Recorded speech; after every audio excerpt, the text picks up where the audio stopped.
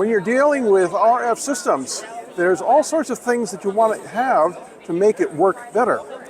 You have an interesting way of actually printing out some of these devices. Could you tell us what they are and how you put them together? Absolutely, thank you very much. Yeah, so what you see in our booth here are 3D printed radiant refractive index lenses. So Fortify is a vertically integrated design and manufacturing organization focused on helping our customers to design, adopt, and integrate gradient refractive index lenses into their antenna systems. And we use a 3D printing process and some very low-loss dielectric materials to help our customers do just that. Okay, so how would somebody wind up designing one of these systems?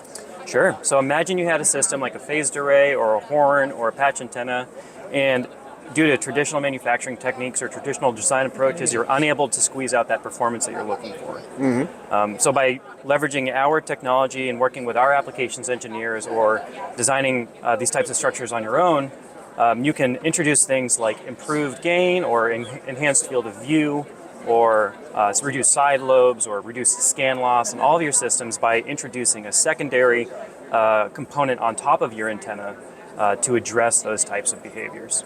Here we have a live demo, and what we're going to show off here is how some of our very simple Lundberg style lenses can help to increase the gain in a point-to-point system. You might find these systems such as in commercial wireless backhaul or in test and measurement facilities. And so just an easy demonstration here is we take our Lundberg lens, which is printed out of the Rogers radix material, has a dielectric constant of 2 in the middle and a dielectric constant of near 1 at the surface to introduce some phase shifting, some phase change, and create a planar wave at the backside of this lens from a point source. In this case, we're using a waveguide feed. So I'm going to put this lens onto our fixture here, and we're going to look at the screen, and we're going to see the screen is going to jump about 20 dB for a gain improvement.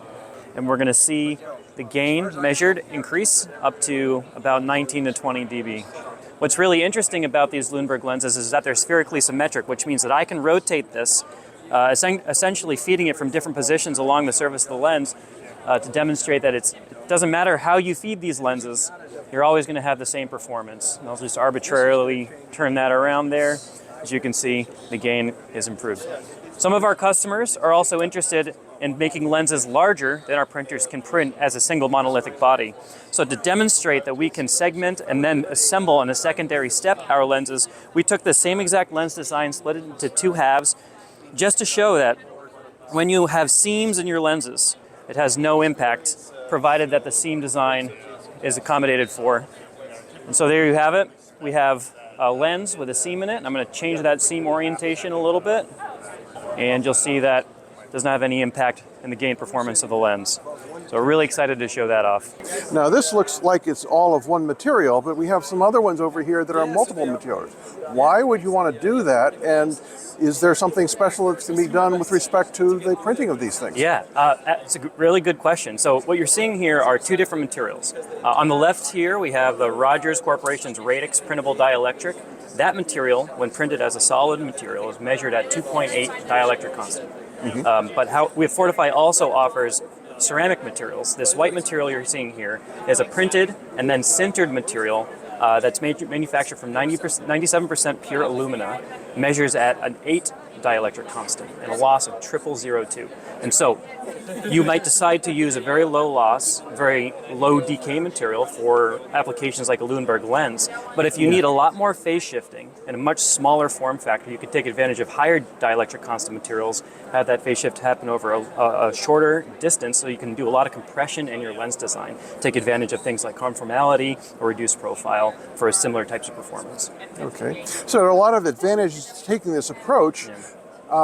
Since you are doing 3D printing, are you selling the printers, or are people going to be utilizing your services to make these? Both. If we'd like to start by offering our customers prototyping, design, and manufacturing services, because it's an easy way to get close to this novel technology is to start with a part. And so we will sell parts to you on a prototyping basis, on a low volume manufacturing basis. But when it comes to the level in which you feel like you need to adopt this technology to scale your application, we can set you up with some of our commercial manufacturing partners, or set you up with some machines yourself, especially if you're in a scenario where you need to control the manufacturing, such as in defense and government.